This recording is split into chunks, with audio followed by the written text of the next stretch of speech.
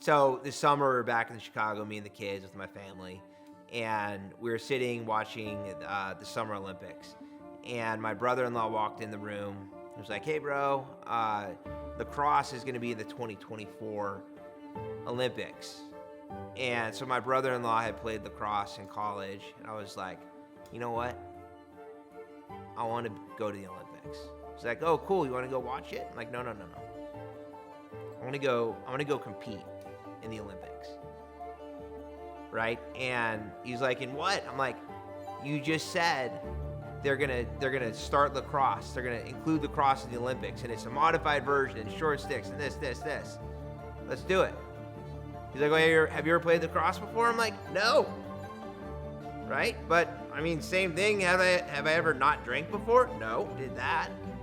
Right? Got sober. So come back to Austin, and while we're there in Chicago, we're throwing around the ball with the sticks, everything else, and my kids are really into it. They love it. They love the idea. They love the concept. And my son, signed him up for lacrosse, so he's been doing all these lacrosse clinics.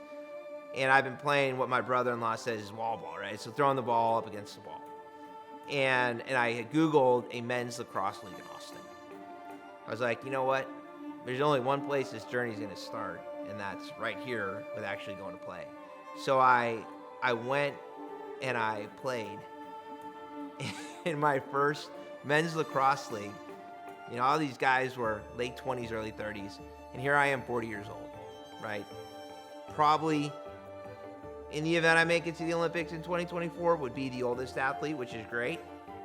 But I went out there, and I got my ass kicked. And all these guys running around yelling at me, "What are you doing? Have you ever played before?" And I'm like, "Nope. But you see those two kids over there? Those are my kids." And I told my son that as long as he kept playing lacrosse and he went out there every single day and tried hard, that I would do the same thing. And I did that. I did that all fall. And I'll do it again all next spring. Because what's important to me is that if I want to do something and I put my mind to it, then I'm going to do it. My sobriety is important to me. I will work equally as hard every day to ensure that this is the life that I get to have. Coming to lacrosse, going to the Olympics in 2024 in Paris, who knows? You may see me there. I will try as hard as I can to get there. Can't promise you I'm going to go on the United States team, but minor details. We'll figure it out.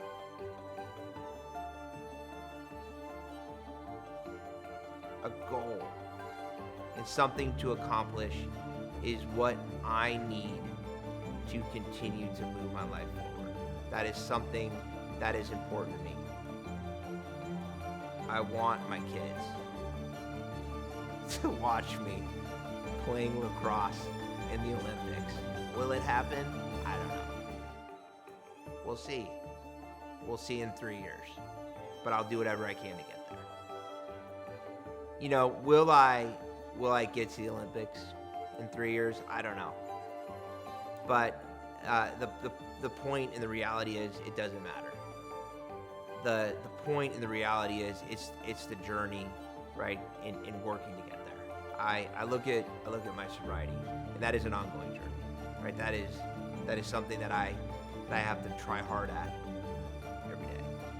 I have to do my readings and I have to go to my meetings. But it's about the journey to get someplace, and it'll never stop. And let's say I go to the Olympics in 2024. It doesn't stop there. There's never an end. There's never an end to sobriety.